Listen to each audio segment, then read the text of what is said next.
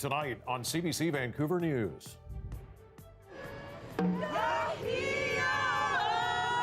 Anti-pipeline protesters block an entrance to the Port of Vancouver. Also, they may just simply decide not to travel this year at all, so that's a bit of a worry. Coronavirus has BC tourism operators gearing up for a tough season ahead. And big boom at Big Bar, clearing the landslide from the Fraser River. This is CBC Vancouver News.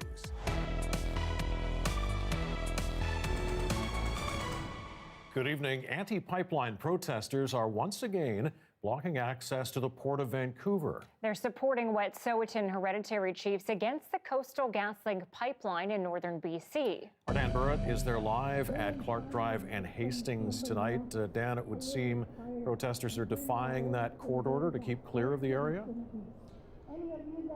For the second time this month, Anita and Mike, as you can see behind me, they've set up. They've been here for several hours now. Trucks over here trying to leave the port are blocked. Trucks trying to get in the port off of Clark are blocked. And about 2 weeks ago, it was then that the port asked for and got an injunction to keep this entrance clear. So the people who have gathered here, these demonstrators, say they understand that they are subject to arrest. And there are plenty of police here keeping a watch. And traffic is blocked at least one block in each direction on Hastings as well as Clark, and is being diverted around. This is not the only closure that's happened here today.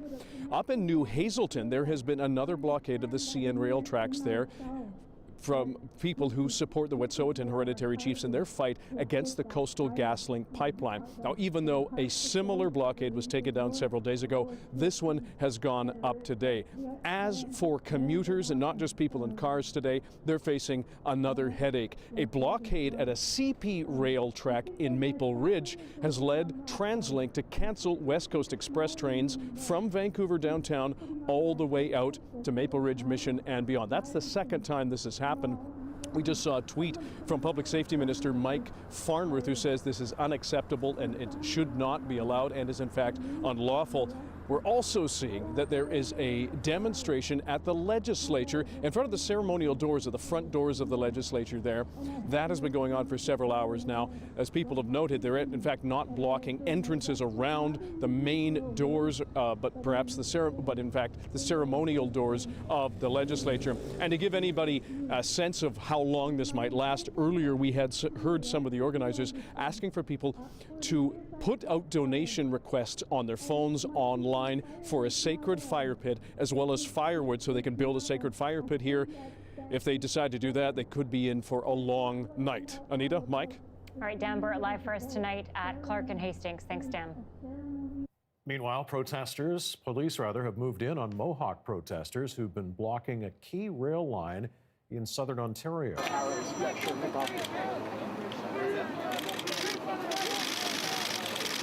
The media was held back as police arrested 10 people there.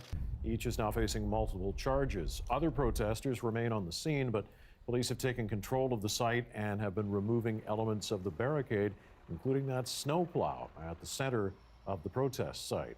The protest is in support of Wet'suwet'en Chiefs in BC trying to stop construction of a gas pipeline on their land. The blockade has shut down rail service across eastern Canada for almost 3 weeks now. And earlier today, Wet'suwet'en Hereditary Chief Na'Moks reacted to the police response to the Mohawk protesters. Like, we can't continually have lip service. We need some action on the ground. We need to see some positiveness, and we need to change this relationship that BC and Canada has with the Indigenous people.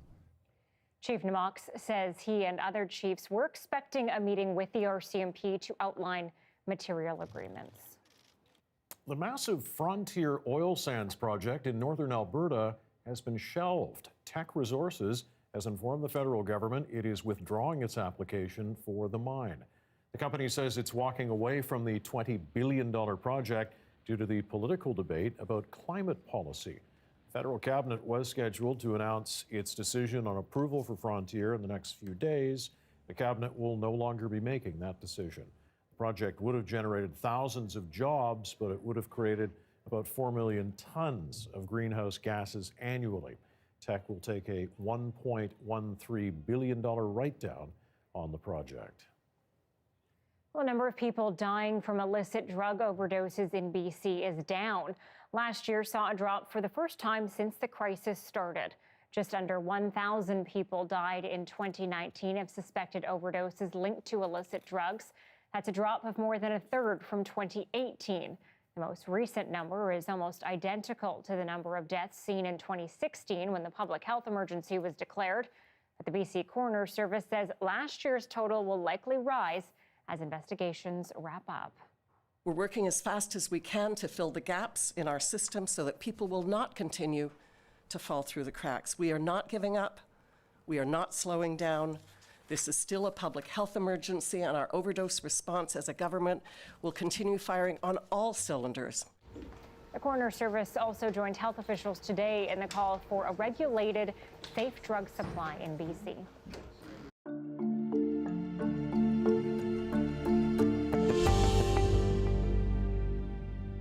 A seventh case of coronavirus has now been confirmed in BC. A man in his 40s in the Fraser Health region who was in close contact with the sixth confirmed case.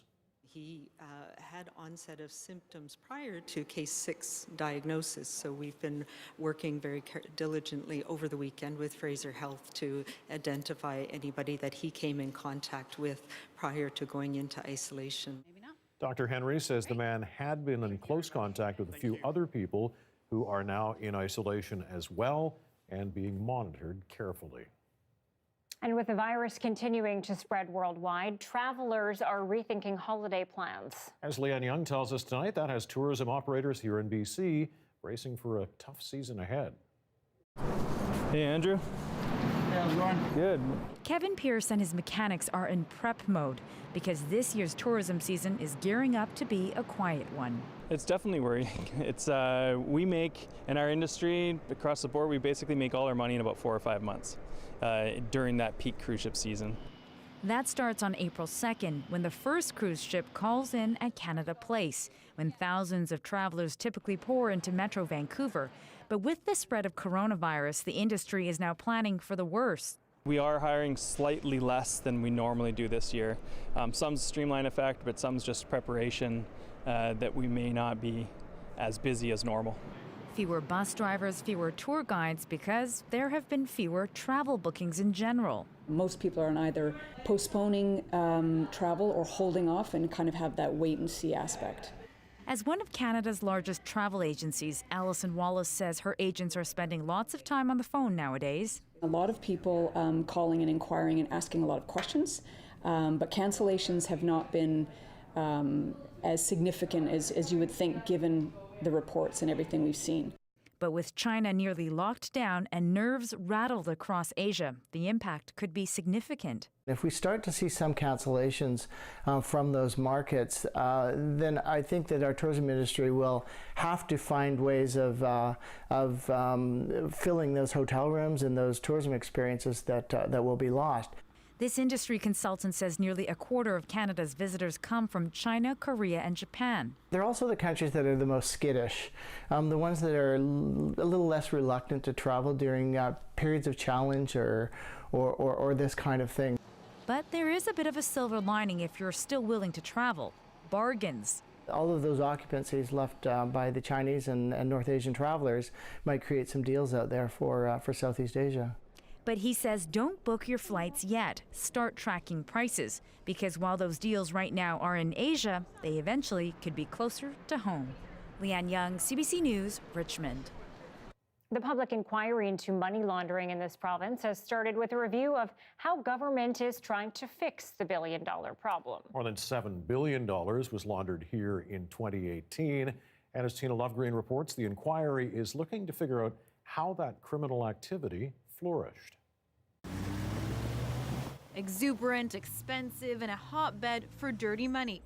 The luxury car industry is just one of many found to be a laundromat for illegal cash. The Greater Vancouver area has earned an international reputation as a haven for money laundering and organized crime. The province's Attorney General hoping the inquiry into money laundering will answer lingering questions about how the criminal activity flourished and who allowed it to happen. Was it willful blindness to the source of lucrative income for private and public accounts? Was it corruption, or was it something else entirely? Today, Commissioner Austin Cullen began hearing opening remarks from more than a dozen participants, starting with lawyers for the provincial and federal government. Money laundering has distorted BC's economy, fueled the overdose crisis, and driven up housing prices. The big question now, what can the inquiry reveal that wasn't already uncovered by previous reports, which detailed the extent of the problem at $7 billion in 2018 alone? The commissioner does have some different powers. He has a power to compel documents. So in other words, where someone is asked politely, could you please give us your files or your correspondence, and they decline, we can use that power to say, well, we're requiring you, with the force of a court order, requiring you to give us those materials. Issues in the casinos. Those watching closely expect those who turned a blind eye to be held accountable. For too many years, individuals who had authority and had responsibility for regulating ducked that responsibility, undermined that responsibility, and then refused to answer any questions about any explanation for their actions. The inquiry can't find criminal or civil liability, though it is to forward any criminal allegations. These hearings are just the beginning. More are scheduled from September to December, where they'll dig deeper into specific industries and government responses. A final report is expected by 2021. Tina Lovegreen, CBC News, Richmond. And even at this early stage of the inquiry, the finger-pointing has already started in Victoria. Our provincial affairs reporter Tanya Fletcher is at the legislature tonight, hearing from the Liberals and the NDP. So, Tanya, what's all the arguing about? Well, Mike, the political epicenter of this goes back to BC Liberal cabinet documents from when they were in power. Now, the NDP has long called on them to waive cabinet privilege and hand over all material unequivocally. The Liberals have agreed, but the NDP is now accusing them of trying to interfere or meddle in that process. And here's Attorney General David Eby's specific demand today of the BC Liberals. Instruct the public servants who compiled these cabinet documents to send the full package of records, no pages cut out, no reports left out, to the Commission. Full stop. Now, he said that after suggesting former Liberal Finance Minister Mike DeYoung was trying to perhaps vet or censor those documents before turning them over to the inquiry. DeYoung straight up denied that today. He said that his party is already in the process of preparing that material to hand over to the Commission, but he said he'll do that only at the request of the inquiry and not at the request of government. I am mystified as to why the Attorney General, having been part of the government that established an independent public inquiry, thinks it's his role to decide what's relevant, thinks it's his role to decide who should be testifying. I actually have confidence in the Commission, and I'm happy to see them do their work. He went on to suggest the first batch of documents is in the form of a 3-inch binder, which he only saw for the first time this morning. And Mike, he says he will testify if asked. All right, Tanya Fletcher at the legislature tonight. Thanks. Well, 2 Scout leaders are relieved to have made it out of the woods safely after getting separated from their campers near Souk. Juan de Fuca Search and Rescue was called yesterday when the pair was reported missing. The man and woman were found this afternoon, about 24 hours after they were last seen near the Jordan River. They were part of a group of scouts camping in the area when sleet and snow began to get worse and the river was too high to cross. The 2 leaders broke off to get help, but soon got trapped themselves. You can have all the best training in the world. You can check the weather. You can check to have all the proper gear. Stuff happens, and you have to make judgment calls at that point. And, you know, that's what's important, is understanding and making those judgment calls and relying on experience, relying on the people around you to stay safe. Despite extensive outdoor training as scout leaders, the 2 say this was a first for them.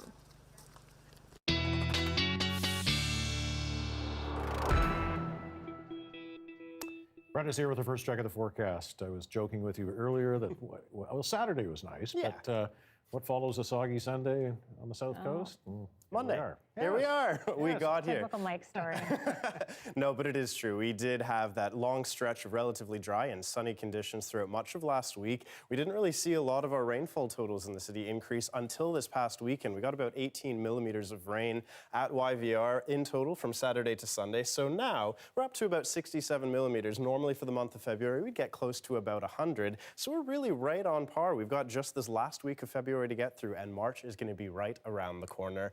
In terms of our satellite and radar imagery right now, there's not a lot going on. We do have some clouds that are going to be increasing throughout the night, and you can see for southern portions of Vancouver Island, that is actually a little bit of high elevation snow and a few showers there as well. But in terms of what we can be expecting with our temperatures, they're not going to be budging a lot. All of this cloud cover is keeping us relatively protected, so temperatures of 5, 4, maybe even 3 degrees. That's largely where we're going to be staying over the next little while. The hottest spot in the country was definitely not BC today, by the way. Warm weather over in Nova Scotia was where all of that was. In terms of our look ahead here, expect the cloud cover to continue. Tomorrow morning, as far as it's concerned, there's a slight chance for showers, but it's really going to be later on into the morning, into the early afternoon, where we truly get into that, and I'm going to have all that information when I come back.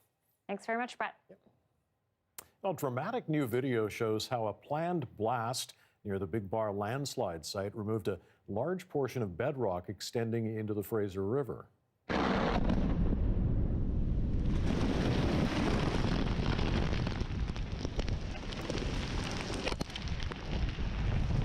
Fisheries and Oceans Canada says the channel has been widened and water flow is now directed toward the East Riverbank. Peter Kiewit and Sons carried out the blast at the East Toe site. The government says there was no detection of fish in the area before the blast and no dead fish have been found since. The landslide happened in June of last year, blocking many salmon from migrating upstream to spawn. A second blast is planned for next month. Wow, dramatic. Impressive. Pretty good. And a reminder, you can watch this newscast live on CBC Gem. The free app is also where you can find other CBC programs. And CBC Vancouver, also on Facebook, YouTube, and Instagram. It was a high-profile case seen as a test of the Me Too movement. Just ahead, a jury in New York delivers its verdict at the trial of disgraced movie producer Harvey Weinstein.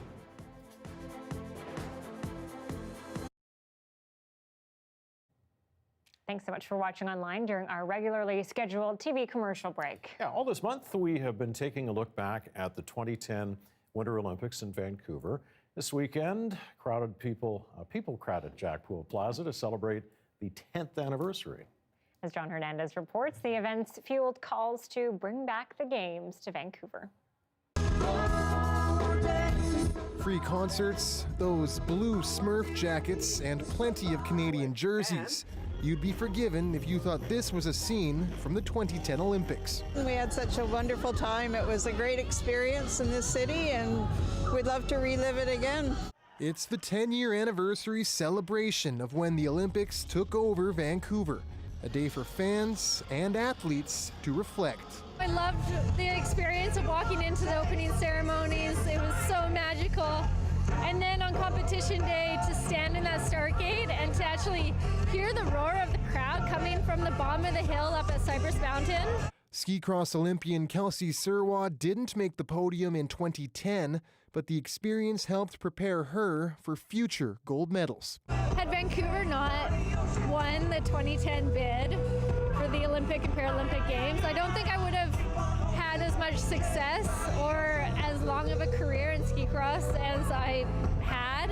2010 flag bearer Clara Hughes is also feeling nostalgic. I didn't want to screw it up carrying the flag for Canada, but it was just a feeling more than anything of just like, here we go. And it was the start of 16 beautiful days where I think we showed the world who we are. With good times in the rear view, some are now looking ahead. If we were to bid for 2030 and secure it, we have everything we need to deliver the games. Earlier this week, former VANOC President John Furlong started rallying support for a 2030 Olympic bid, noting the city has the infrastructure and facilities to do it all again.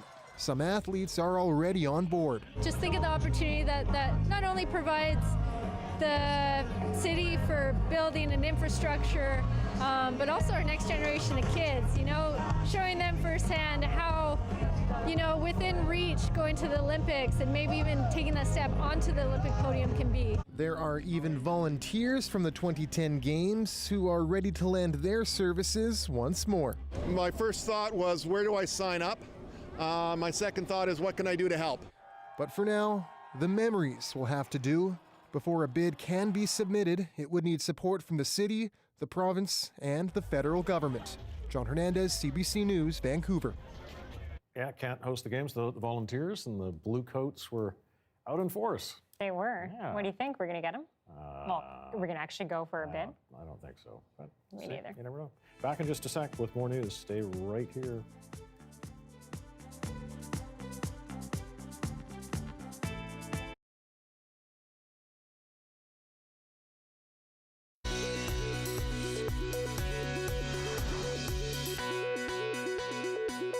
Families and former staff have filed complaints against a nursing home owned by a major chain. The claim is senior staff kept products locked away and residents sat in wet and dirty diapers, developing infections, rashes, and open sores. Erica Johnson has this Go Public investigation. Don Bryan says he's still haunted by how his mother suffered as a resident at this nursing home for 4 years. Sheila Bryan developed repeated bladder and yeast infections, was in so much discomfort, says her son, she scratched her skin raw. It was frustrating and angry. Like, to stand there and to watch.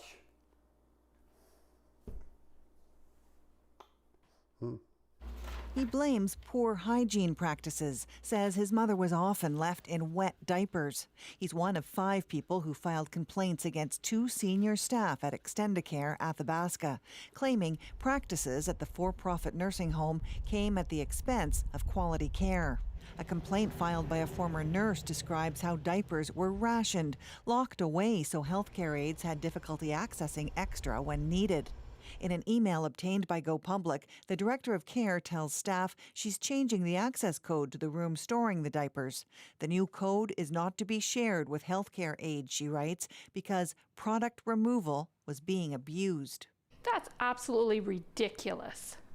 You know, how can you ration someone when they go to the washroom? You have no control over that. The complaint says diaper wipes were rationed too, 1 per change, and washing the groin area with soap and water discouraged. Statistics show that during that period, the nursing home had a urinary tract infection rate of 7.5%, much higher than the national average. A healthcare advocacy organization says standards of care vary from province to province. So this is again why we're calling for some national standards that would apply to all long-term care facilities across the country so that residents know that they could be relying on these facilities to treat them with dignity and respect. Don Bryan says he's waiting for a decision on the complaint he filed, hoping for some kind of justice, he says, for his mother. Extendicare declined an interview request and said it disagreed with many of the allegations. It also said diapers were locked away, but briefly due to a personnel issue. And it said the home passed its most recent government audit. Erica Johnson, CBC News, Vancouver.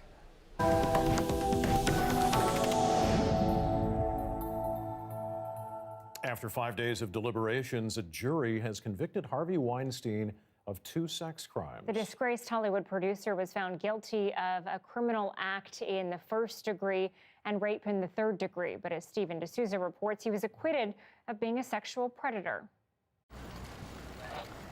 Harvey Weinstein arrived in court a fallen titan of Hollywood.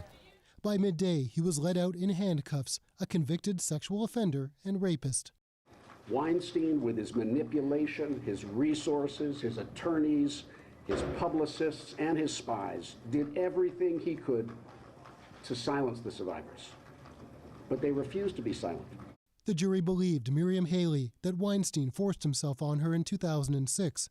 The jury also believed that Weinstein raped Jessica Mann, but not that he physically forced her, resulting in the lesser conviction of 3rd-degree rape. It's not any longer going to be business as usual. In other words, you can get away with whatever you want to do to women, and rationalize it, justify it, because women are going to speak up. And now that they've broken through their fear, it's a new day. The jury looked past the defense focus on the victim's consensual relationships with Weinstein, a sign lawyers say that victims of sexual misconduct are gaining more power in the justice system. The Me Too movement has educated us all about how pervasive this kind of behavior it is and how unacceptable it is. But the jury was unable to accept Annabella Schiora's accusation that Weinstein raped her more than 25 years ago. That's why Weinstein wasn't convicted of the most serious charge of predatory sexual assault. He didn't cry, he didn't break down, he wasn't sobbing, he was more in a state of disbelief. He just said, and he just kept repeating, but I'm innocent, but I'm innocent. How could this happen in America, but I'm innocent? The result is bittersweet for model Ambra Gutierrez. 5 years ago, she went to New York police with accusations against Weinstein, but facing pressure from the producer's lawyers, the district attorney never pressed charges. I was jumping for joy. Like, this is really the outcome I was wishing for. And dozens of people gathered outside a London court today demanding the release of WikiLeaks founder Julian Assange. As the CBC's Briar Stewart tells us, they protested at the extradition hearing for the WikiLeaks founder, who is wanted by U.S. authorities on charges of espionage. A few hundred supporters of Julian Assange are camped out here in front of the Woolwich Courthouse. This is where the extradition hearing is underway. Some of them came in from France this morning. Others have set up tents here just on the grass, trying to take shelter from the wind and rain, but they're that committed to being here. For these people, they see Assange as a hero of free speech and an advocate for transparency. Of course, the U.S. government see things very differently. Officials from the U.S. see Assange as someone who was reckless, someone who published hundreds of thousands of diplomatic cables, which they believe put people at risk, people that were confidential sources in Iraq and in Afghanistan. Julian Assange is fighting for freedom, for truth. He's given us the option to choose our leaders and to support them based on what they actually do. Once he's extradited, I don't think he has the slightest chance of having anything close to a fair trial. We're all here to vigorously and firmly support Julian.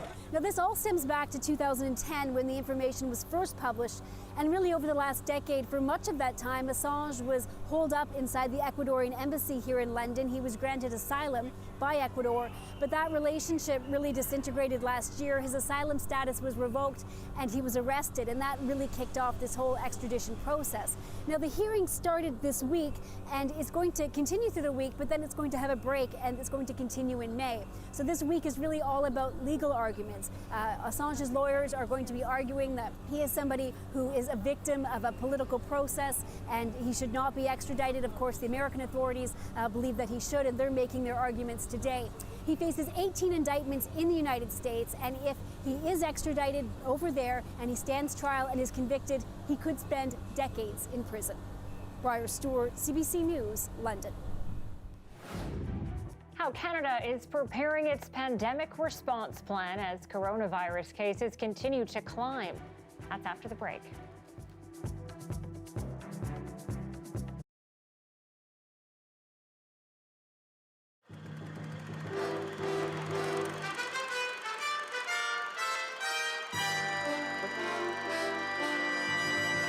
It's a game with the full weight of history on its shoulders, a rivalry etched back in 1972, and an historic win for Canada. And the fans of the team are going wild. Since then, the matches between Canada and Russia have been intense, hard-fought battles, but history has favored Russia. It's been 50 years since Canada beat the Soviets in the Olympic Games, so it's a matchup that means a lot to both nations because they both think they should be gold medal winning teams, and somebody's going to go home very disappointed.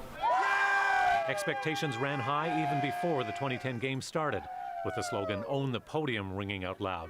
Canada won't win the most medals this time around, but a gold medal in a marquee event like hockey could heal everything. And the only way to gold for Canada is through Russia.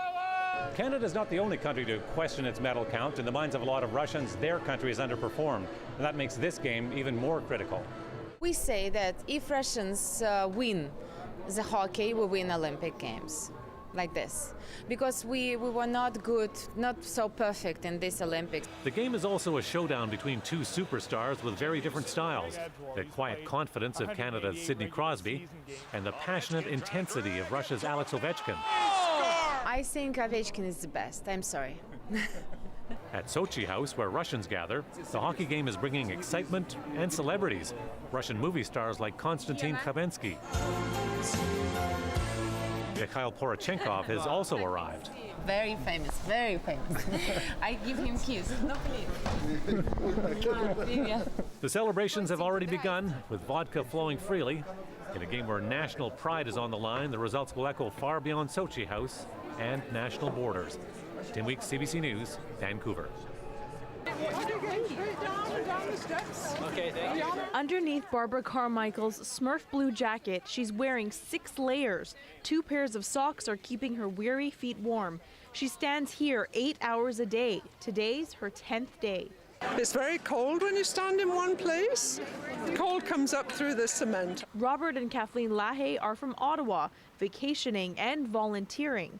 We're on our feet the whole time, and so they're very long days. Legendary hockey coach Ernie Punch McLean is used to getting attention, but as soon as he's suited up, the questions don't stop flying. When he's not signing autographs, he's ushering people to their seats. Your feet get tired, I'll tell you that. There's no question about that. And you see everybody, you know, every once in a while standing on one leg. VANOC recruited 25,000 volunteers from all over the world, doing everything from giving directions to driving dignitaries around.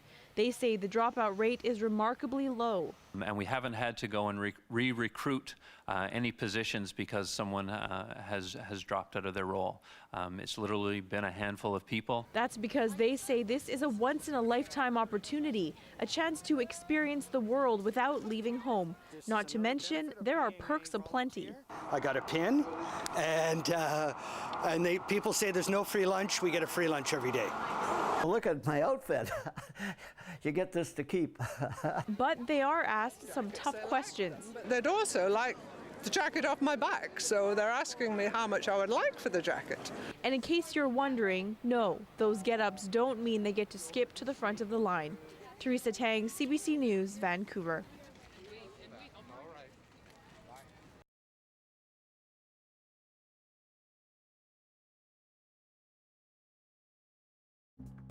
Here are some of the stories we're following tonight on CBC Vancouver News.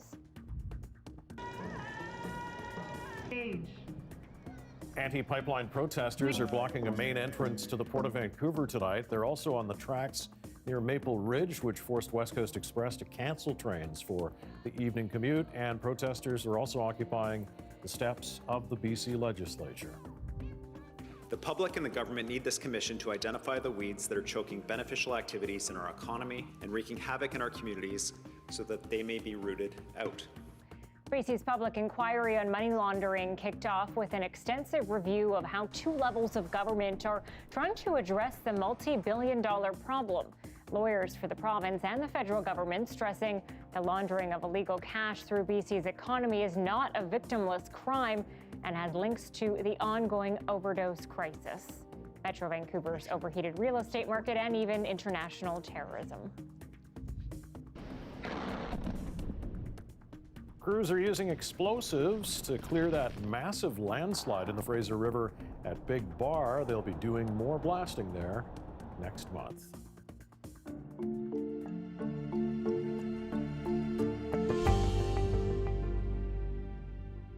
Well, some unexpected countries on different continents are seeing a sudden spike in coronavirus cases now. Despite that, as CBC's Christine Birak tells us, the World Health Organization is not yet calling this a pandemic. Does this virus have pandemic potential? Absolutely, it has. Are we there yet? From our assessment, not yet. A pandemic is the worldwide spread of a new disease. Based on the cases we know about, South Korea is now the most coronavirus-stricken country outside of China. Italy has been caught off guard by a surge in cases, now emptying its historic streets. And the death count is rising in Iran, and the virus is spreading beyond its borders. Still, COVID-19 isn't considered worldwide yet. But the Canadian head of the WHO's crisis team in China says if governments don't act fast, it will become a pandemic.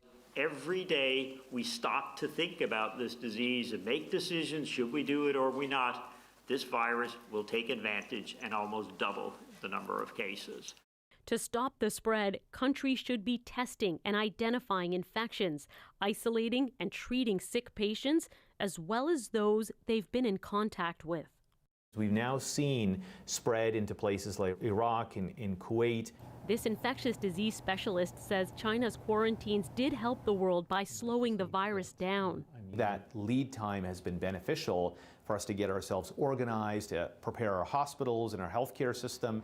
Experts say if Canada can contain this virus for another 6 weeks or until the end of flu season, that will free up medical staff and hospital beds for COVID-19 patients going forward. It is very important that we shift our focus to our domestic situation. Canadian airports will soon be warning all travelers and tourists if they've been to any affected country and feel sick, they should self-isolate and call ahead before going into a doctor's office or hospital. Christine Birak, CBC News, Toronto. And as Christine mentioned in that report, Italy was caught off guard. Since coronavirus emerged there on Friday, more than 220 people are infected. 7 have died, most of them elderly. As Renee Filipponi shows us, Italy has the most cases outside of Asia. Police blocked the way in and out of nearly a dozen towns across northern Italy. This is the first major outbreak in Europe, and the lockdown is an attempt to stop it from spreading. This officer says they are following instructions, blocking roads and asking people not to leave their homes. Behind the barricades are mostly empty streets. Fear is keeping many inside. Some venture out, only to line up for masks, which are limited in supply. The concern goes beyond Italy's borders. A train was stopped traveling to Austria because 2 passengers had a fever. It turned out not to be the coronavirus. The World Health Organization has sent a team to Italy. It's about good communication between states. It's about management and early detection of cases and their appropriate isolation and treatment. It's not about shutting borders. It's very difficult to understand exactly how and why these infections spread. This expert says it's unclear why Italy has seen this outbreak, adding there is no clear evidence yet. Community-wide lockdowns are the solution. We know it transmits face-to-face social contact, a cough, a sneeze, and we know that it also transmits in hospital settings, but we just don't know what it does in the community. The risk has driven authorities to cut short events like the Venice Carnival and close major tourist venues across the region. In Milan, grocery store shelves are near empty as residents stockpile in case the virus spreads and more lockdowns are ordered. Renee Filipponi, CBC News, London. It's coming up on 6:37. There's a live look across the water at Lonsdale on this Monday evening. A nice start to the work week after a soggy Sunday on the South Coast. How the rest of the week is shaping up in Brett's forecast next.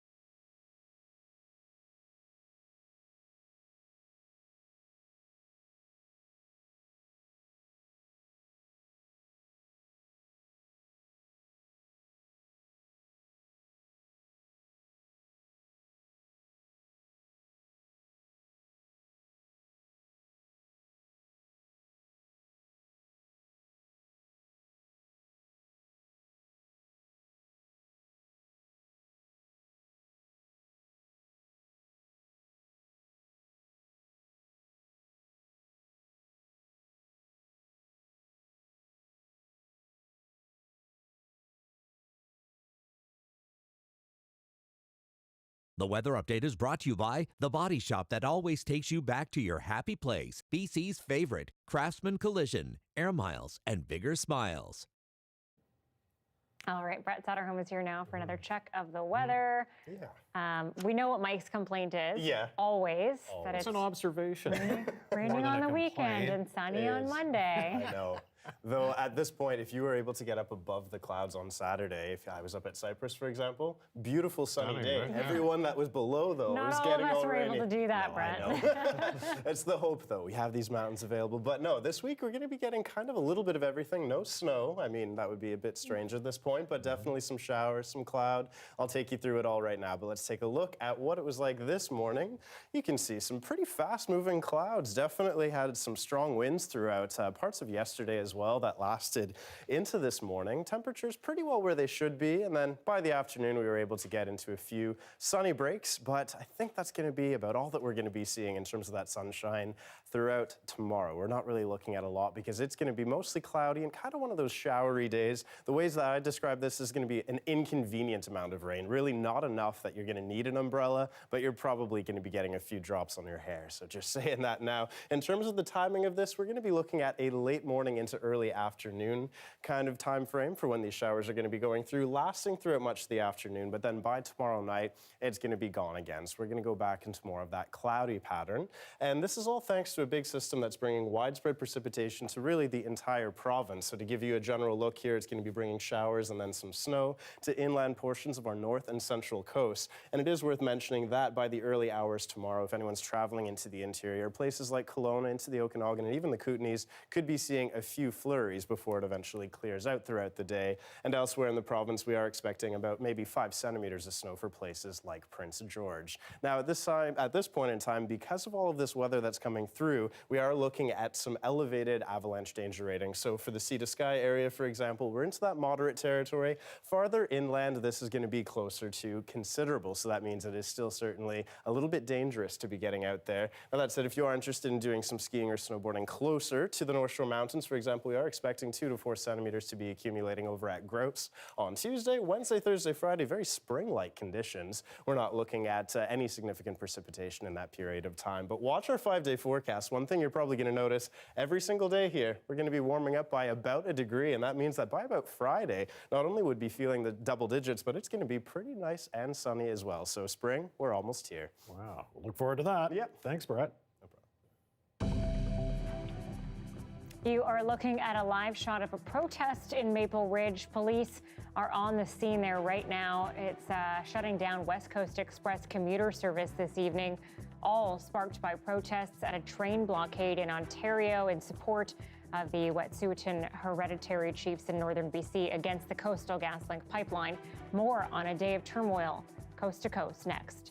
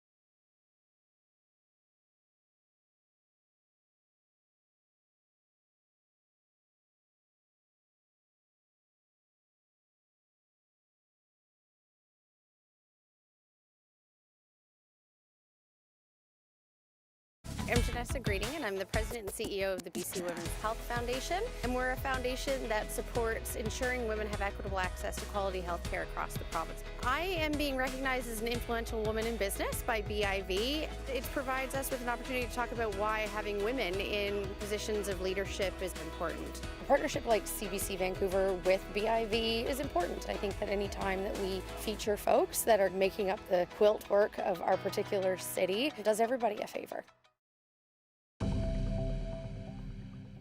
We're going to go back live to the scene in Maple Ridge tonight. There is an anti-pipeline protest going on there, one of several around Metro Vancouver today. This is at the Haney Bypass and 225th. The protesters were blocking the rail line there. That resulted in the cancellation of West Coast Express service through this afternoon and into the evening. And at this point, it's unclear what's going to happen, but we do see a large police presence on the scene there, and it appears they may be preparing to move in and try to dismantle this protest on the rail line. Of course, we'll continue to follow this throughout the evening and have the latest for you online and at 11 o'clock.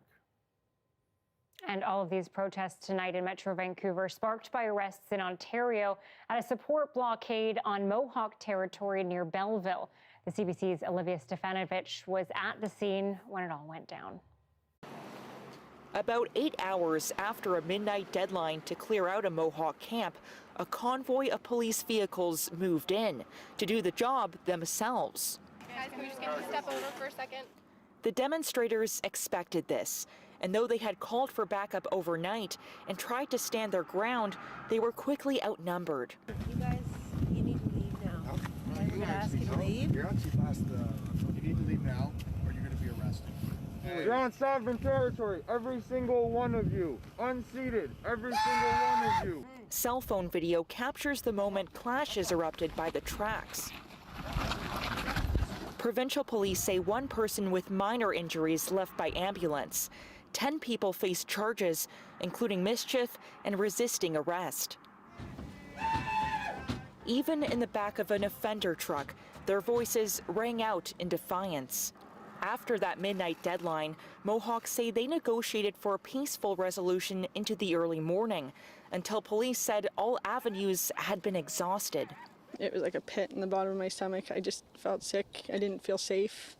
I still don't feel safe now in my own community. Still, some demonstrators plan to stay, even after the snowplow that had anchored their camp was hauled away.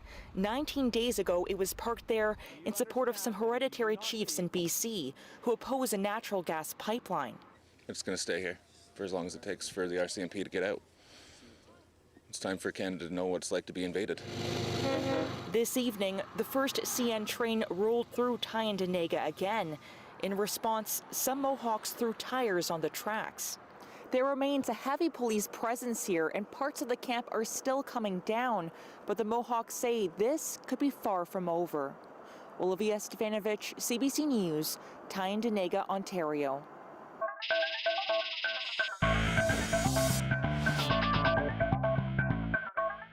Well, the Vancouver Canucks playoff chances may have suffered a setback. All-star goalie Jacob Markstrom is being sidelined indefinitely with a knee injury. Markstrom is set to meet with doctors here in Vancouver so the team can get a better read on how long he's going to be out. With the NHL trade deadline today, the Canucks were motivated by the injury to make a trade for goalie Louis Domingue. He'll serve as backup until Markstrom is healthy. Markstrom has arguably been the team's MVP this season and is a big reason why the Canucks are in the fight for a playoff spot. And to the story of another goalie now, when both Carolina Hurricanes goaltenders were injured during Saturday's game in Toronto, David Ayres was pressed into service. The 42-year-old Zamboni driver is now in the middle of a whirlwind of attention after his historic appearance. The CBC's Ali Chiasson caught up with his family to see how they're dealing with his newfound fame. Slow get up there by James Reimer. So the Carolina Hurricanes starting goalie goes down. Okay, this is same old song and dance, right? This is just life as a backup goalie. Okay, go get your stuff, make your way down to the truck because he keeps his equipment in the truck. Just part of the routine for David's wife, Sarah. And I'll just go pick him up after the game and whatever, everything will be how it always is, and we'll head home, get home by 10:30. But then the backup goalie gets hit and injured. And he's not getting up. It just honestly felt like when they say you zone into something and everything, all the noise around you stops, that was completely what it was. How about this moment? Oh my goodness. What could be going through your mind right now? Next thing you know, your husband's on the ice. I actually grabbed the guy beside me who I don't even know, and I said to him, I'm like, that's my husband. And that's when the Airs' lives changed. He let in 2 goals but made 8 saves. If you've been on social media or watched the news in the last 48 hours, you know the rest. David Ayres, the Zamboni goalie as he's being billed, has made appearances on SportsCenter, on Fox and Friends. Here he is getting stopped by TMZ. Any word on a tryout for another team maybe? You want who knows? I gotta go back to the emergency goalie for Toronto. His family watched his appearance on the Today Show. That one had a special guest, his mom, who's also his kidney donor. Your dad and I always said that you would get where you are today. Come on, Mom. It's amazing. It's been crazy with all the stuff that's been going on. He hasn't been home lately. I just think it's amazing for him. But the attention at school's been pretty fun for his 3 kids. And some people actually came up to me and told me about how I was famous and everything. Has it sunk in for you? I don't really know. Faces a shot, makes the save. The guy at the game, he said to me, he's like, you're married to an NHL player. Yeah. And I was like, oh, that's cool. Yeah, he's a superstar to us no matter what. Ali Chiasson, CBC News, Bowmanville. Well, David Ayres certainly wasn't a household name, but Kobe Bryant certainly was. The basketball legend and his daughter were honored today at a public memorial service in Los Angeles. The pair and 7 others died in a helicopter crash last month. We love and miss you, Boo Boo and Gigi. May you both rest in peace and have fun in heaven until we meet again one day. The ceremony began with a performance by Beyoncé. Thousands of fans, celebrities, and athletes packed Staples Center to remember the Lakers legend, who is considered one of the greatest players in NBA history. On January 26th, Bryant and his 13-year-old daughter were headed to a basketball tournament she was supposed to play in. A helicopter crashed into a mountainside northwest of Los Angeles.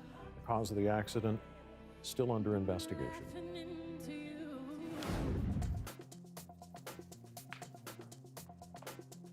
When a fire broke out in her rental home, an unusual rescuer sprung into action. Learn about a hero named Hydro next.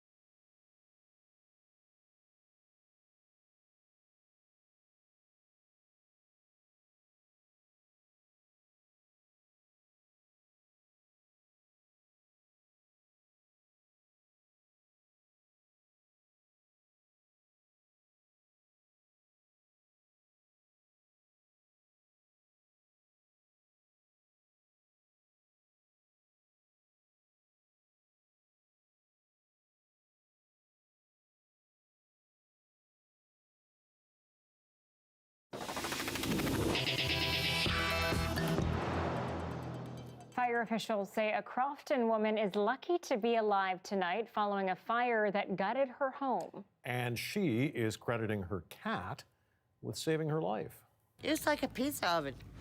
The smoke was like 400 degrees pizza oven. The rental complex unit was fully up in flames when firefighters arrived.